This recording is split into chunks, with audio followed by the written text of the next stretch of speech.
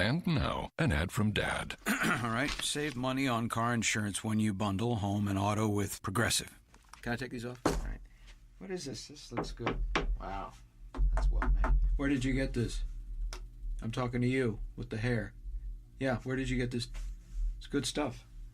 That's solid. That's not veneer, that's solid stuff. Progressive can't save you from becoming your parents, but we can save you money when you bundle home and auto. Progressive Casualty Insurance Company, affiliates, and other insurers. Discounts not available in all states or situations.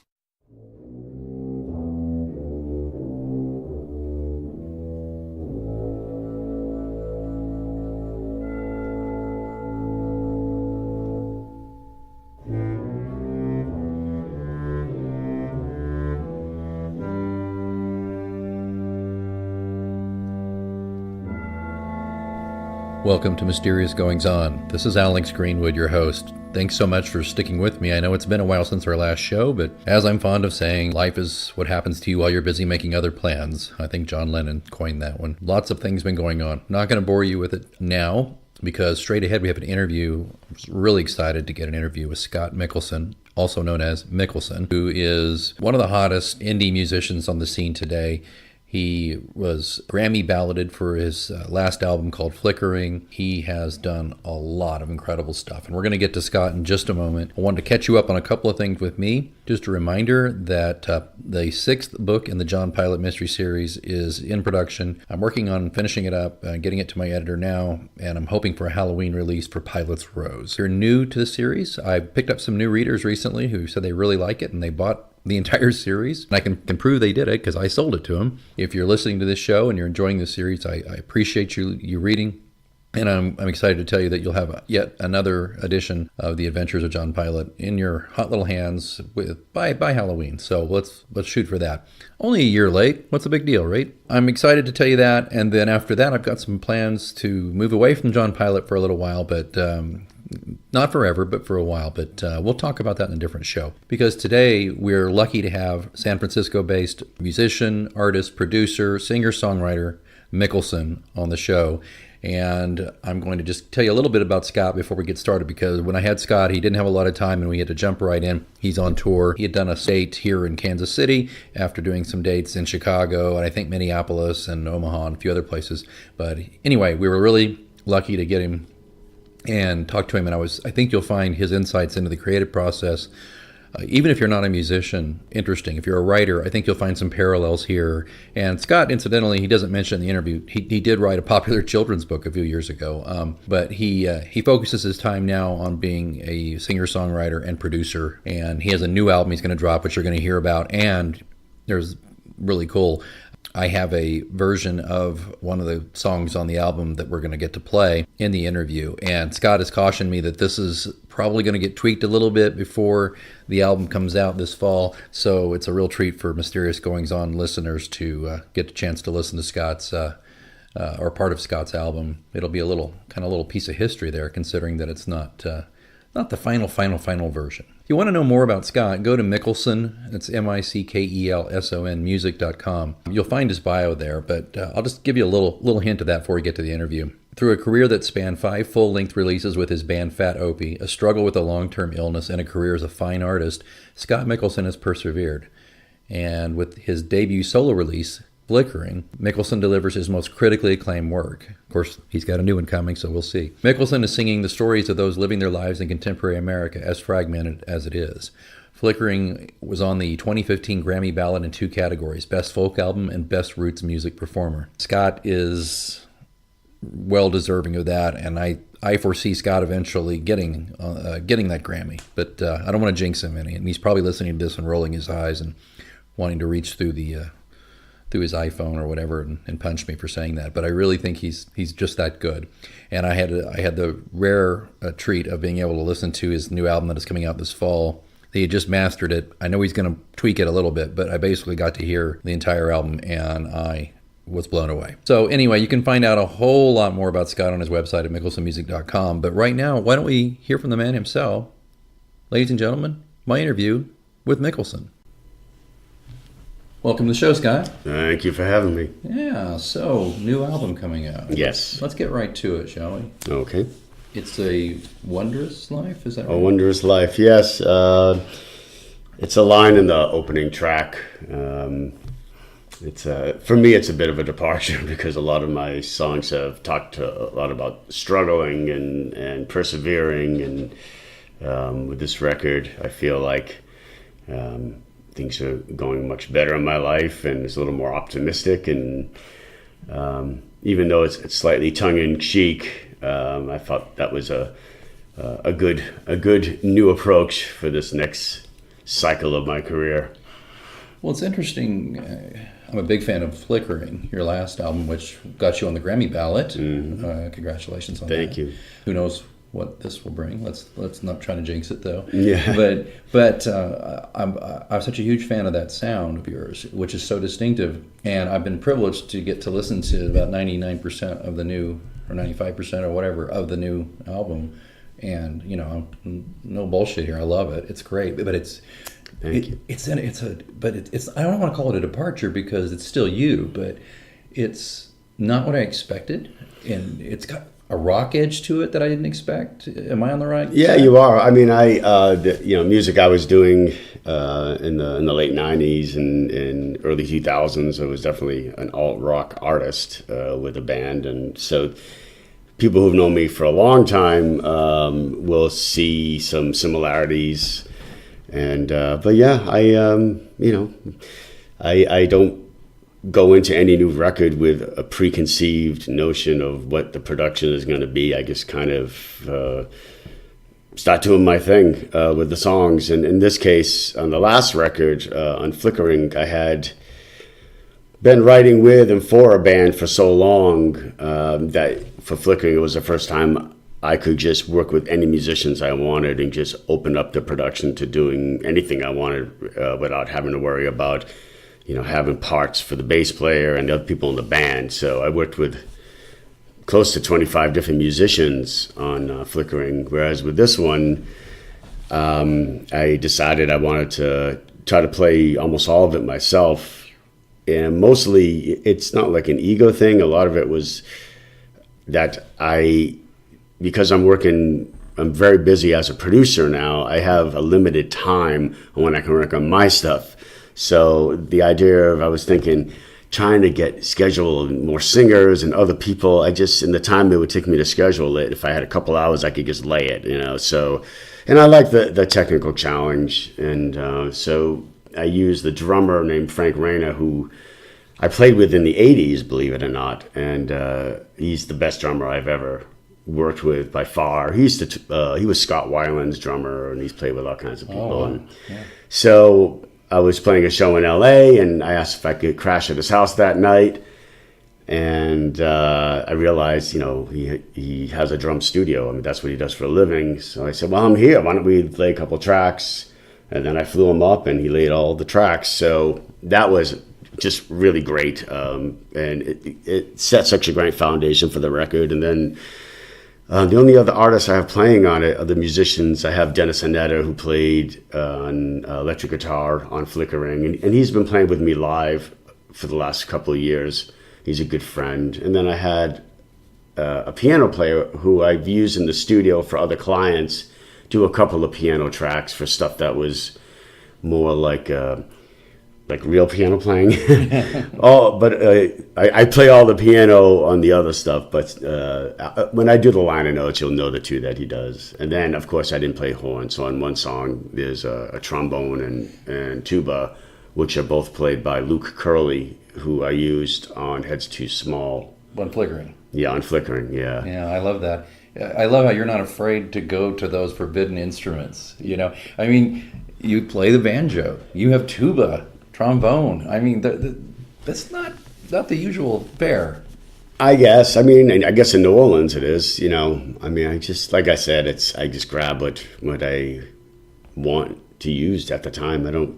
On Flickering, I wrote, I think 7 or 8 of the tracks I think were written on banjo, and the other ones on guitar. Where on this one, I think there's only 2 banjo songs, and the rest is I wrote on guitar, so it's different. I think that's why I took that away. That there was more of a rock edge to it, because it's more like you're sprinkling some banjo into this one rather than leading with the banjo. Yeah. Is that fair to say? Yeah, the songs that have the banjo I wrote from the banjo. Yeah. It was never an afterthought. And also, I think because I've been producing so much since Flickering and having to do electric guitar on my clients' records, I guess interested in playing more electric guitar. I do like doing it. I just don't do it that often. But I certainly like tracking it and arranging, electric guitar. Yeah. So, well, from a creative standpoint, that's one of the reasons we're excited to have you on the podcast here. But from a creative standpoint, I'm always curious, and pardon me if it's a little hackneyed of a question, but it's okay. You're from the Midwest. Thank you very much. I appreciate that. And by the way, we're recording this at my home in Kansas City because Scott's been touring Chicago and Omaha and a few Madison, places. Yeah. So, but I was going to ask. I know a lot. You get this kind of question a lot, but just because a lot of our listeners are really into the creative process, so is it lyrics first? Is it music first? Does it change? For me, it's always music first, and I usually work out some riffs or chord progressions on an instrument and then start screaming out melodies. And when I feel like I have a melody and a chordal progression that's working, I go into whatever notes I've scavenged and collected. And I don't really sit there and say I'm going to write a song about this or a song about that. I liken it to being it's like a collage. I just collect a lot of words and phrases and ideas and scratch them on pieces of paper. And then when I get ready to actually start penning a song, I just look at these pieces of paper on my desk or on the floor and try to collage some elements together and see if I can, sew together some kind of a story out of it. And that's how I've been doing it for 25 years. I mean, even a fortune cookie or something? Anything. It could be from anything. Because there's a line we were talking about offline I'm sorry, which song was that? Where the tongue is the heart of a fool. The tongue is yeah, that was, there was a book of Chinese proverbs. I took, on Flickering, there's that song, the one that has the Arabian feel, the Middle Eastern feel. Shoot. But there's a couple of lines in that song that were from the same day. I was mixing Flickering in tiny telephone studios in San Francisco, and like in the bathroom or somewhere that they had a book of Chinese proverbs. So I scratched them down. But yeah. I like that, and I think your listeners. It's interesting because there's some people who they don't really listen to the lyrics, which surprises me because, well, of course, I'm a writer, so I'm into the lyrics big time. But I have friends who are like, oh, I don't even listen to lyrics. I don't bother with them. But I think listeners who check out Scott's work will note that there not only are there lush melodies and these wonderful layers of musicianship that are fantastic, but the lyrics are right there with it, and that's why I am confessing to be fascinated by your process, because you say to me, I start with music, but to me, I'm sitting here hearing it and I'm going, no. He surely had this idea for this song, these lyrics. He wanted to say something, but that's totally not it, huh? No. And as a matter of fact, I don't, a lot of times I really don't know what the song is about till much, much later. And when I usually, it takes me a while to even figure out how to introduce a song, as to what it's about, because I'm still trying to sort it out myself. So, yeah, that's. Does a song continue to have a life as you tour? Does it change at all when you play, or do you pretty well keep it the same? I may change phrasing, and by the time I play any new song live, I've probably played it 40, 50 times at home just to memorize it, and I don't really think I changed it that much. No, I don't think I rewrite things. Yeah. How does your work as a producer inform your work as an artist yourself? Do you pick up things by helping other artists? Absolutely. Can you give me an example of something like that? Well, I mean, every artist you work with, or musician, just a hired player, if you're not learning something, there's always something you can learn. It's whether it's learning how to deal with something musically, how to communicate something in words that apply to anybody's skill level. I don't read or write music, so if I have to explain to a horn player or a drummer what I want, I have to be able to articulate these things. And so I've had to learn from other people what they need for me to be able to communicate that. And there's also a lot of psychology. And also, I really challenged my clients as songwriters. We spend a lot of time developing their songs before we ever record anything. Oh. Just with just the basic guitar or piano and vocal and lyrics, and really make the song work. And I won't record anything until the song works.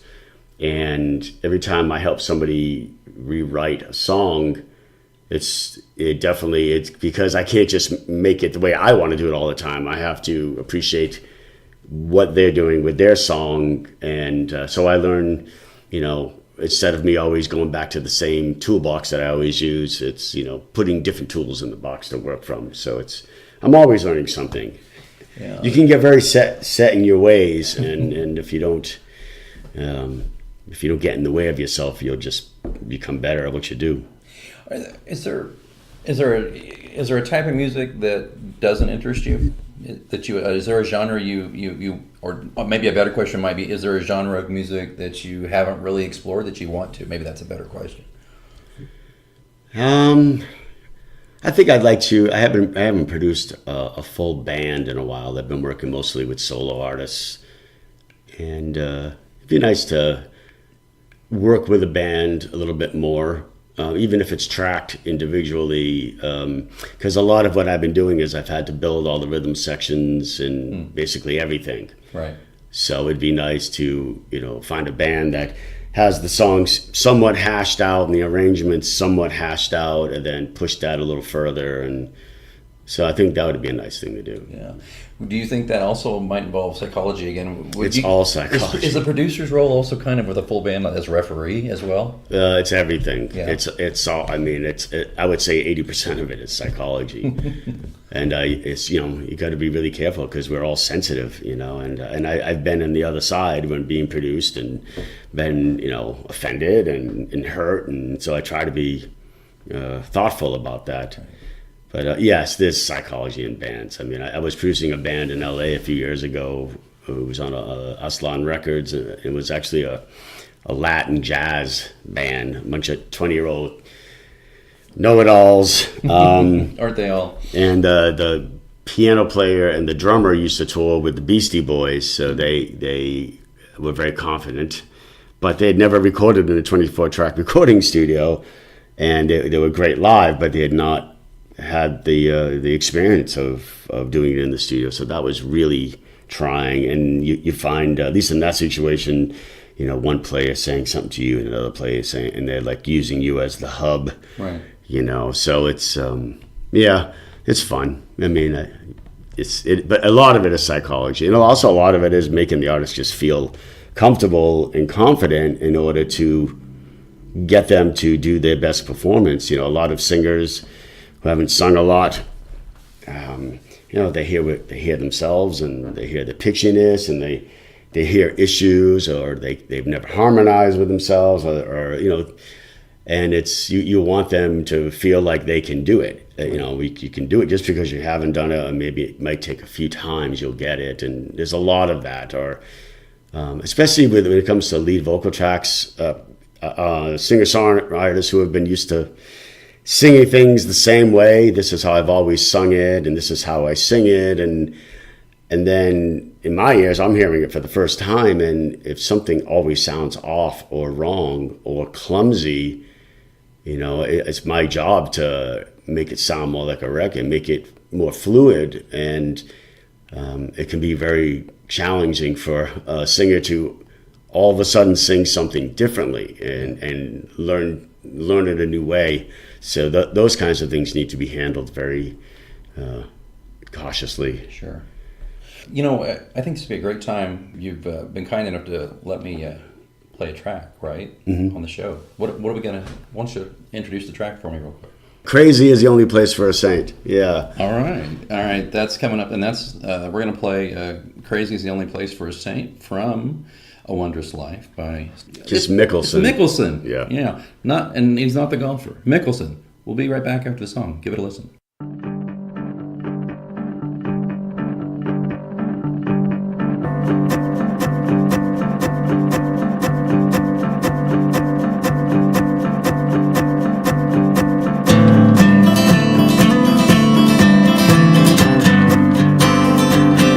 TV on till dawn,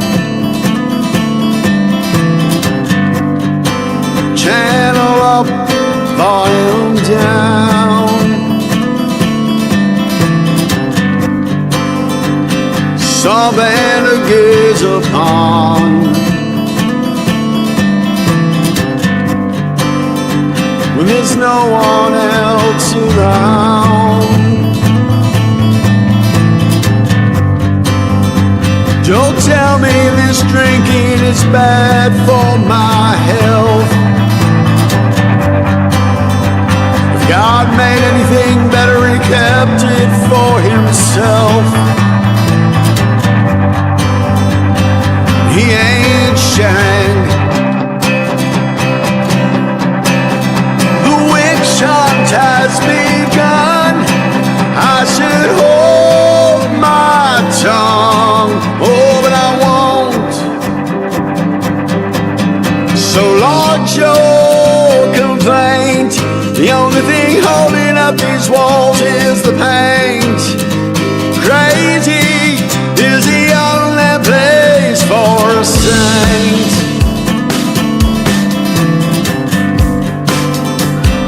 Sleeping on the couches in the apartments of my friends,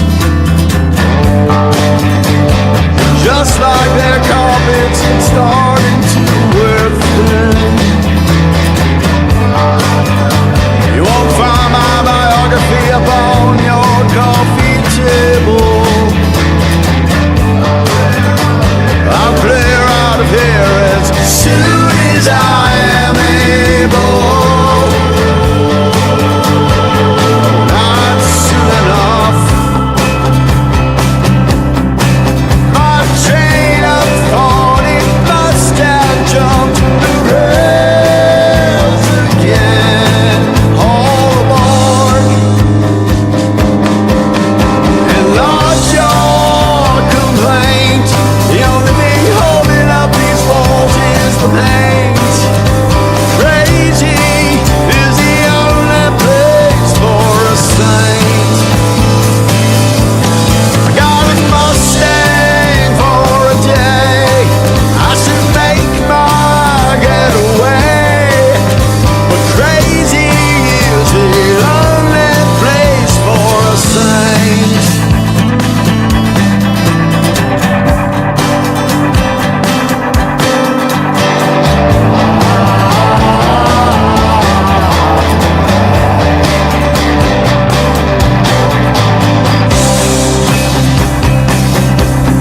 I was left in the open for too long, they say, but was smoothed by years of use.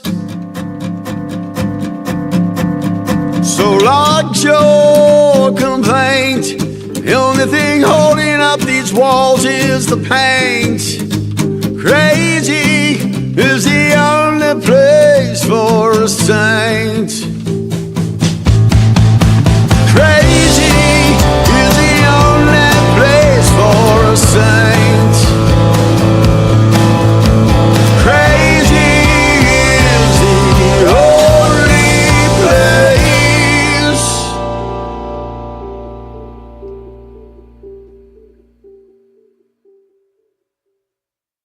Wow, Scott, that's one of my, I mean, you're being kind. You're letting me basically pick because that's the one I really liked. I like them all, but that track really, I heard you play it live first, obviously, and then I got to hear the produced version. And I'm one of the first people to hear this mastered album, so that one really sticks with me. And congratulations on a fantastic piece of work. Oh, thanks. How long did it take you?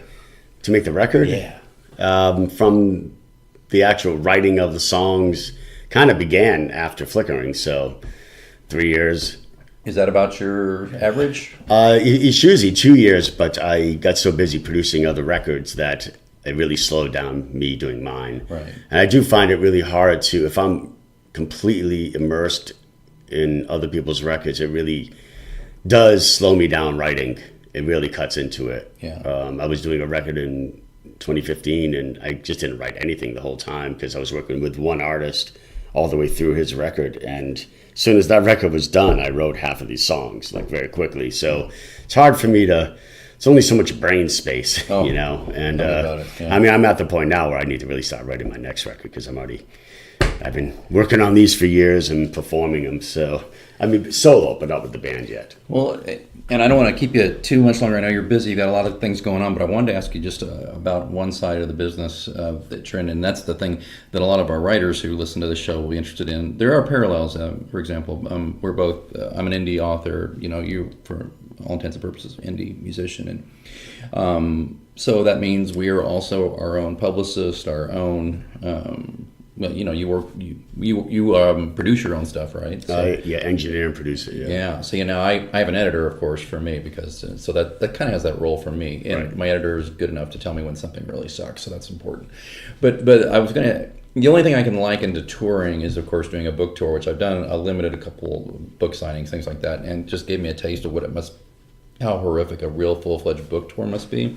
Going city to city and sitting behind a table and signing and then reading and.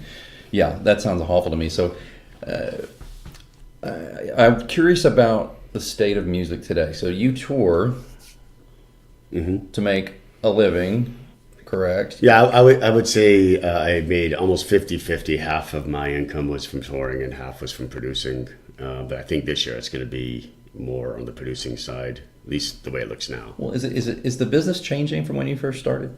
Well, from when I first started, there used to be a record business. There isn't a record business anymore. Yeah. So it's really changed. People don't buy records anymore. So there's not, there is no record business.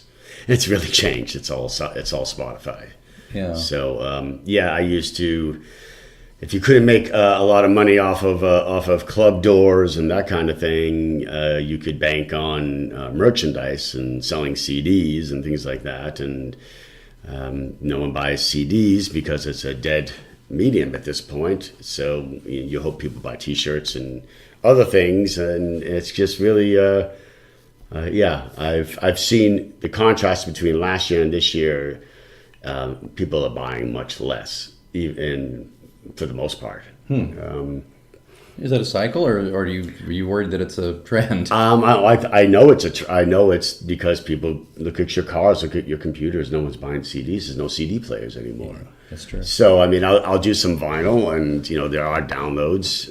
But again, why would anyone want to buy music if they can just hear anything they want at any time for free on Spotify?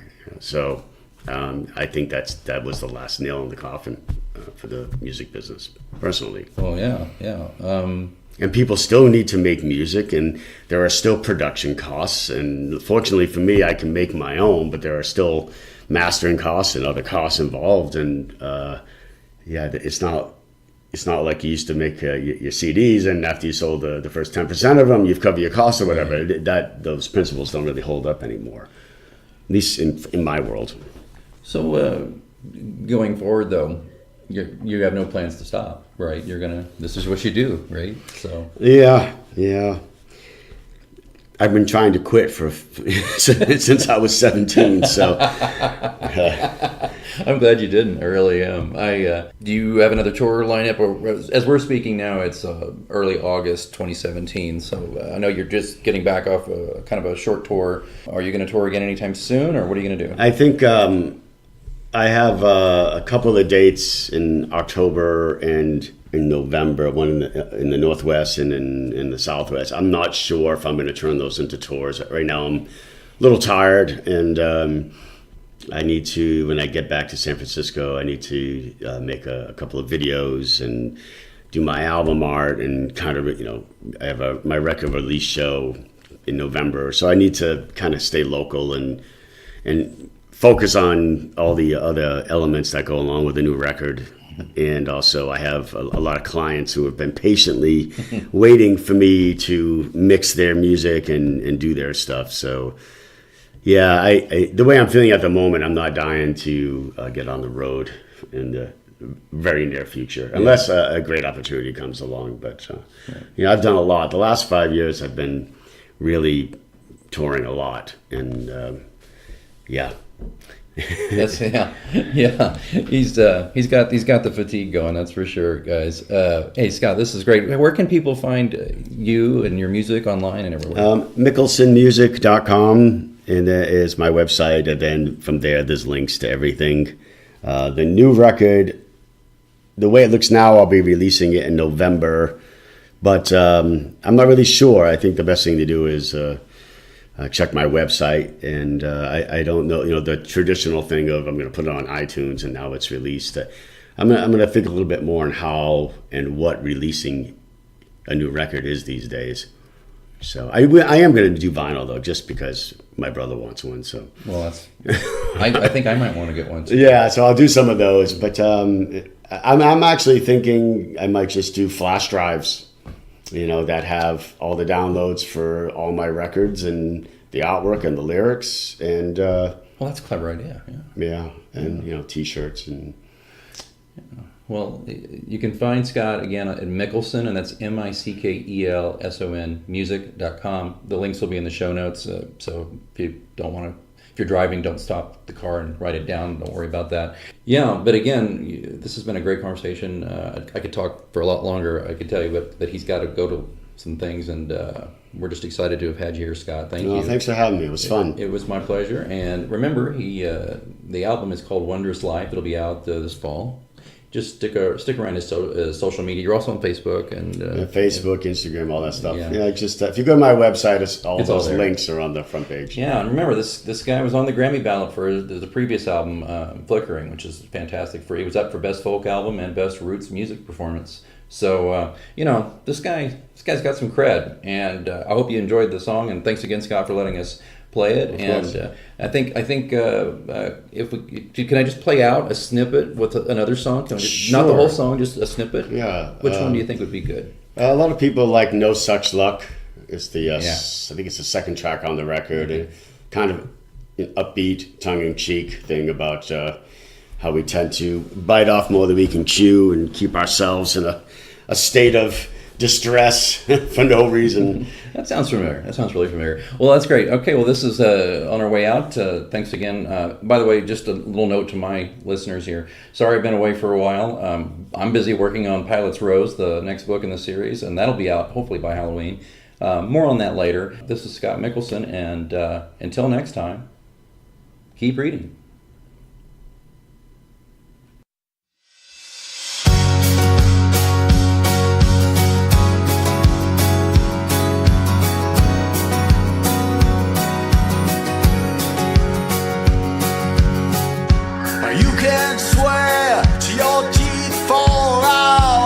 You got it all sorted out against all boardroom opinion.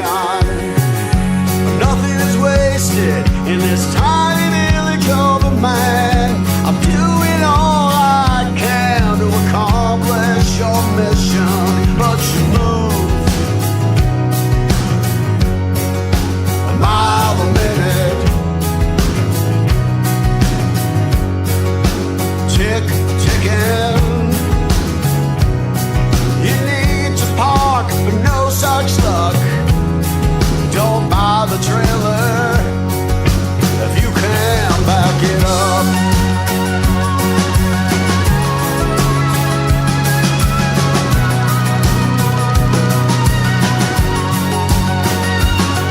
The longer road, well, it makes you sweat, but the shorter road, it makes you bleed. The odometer that you've always kept is giving you answers you won't need, so you move a mile a minute, and you're taking me with it.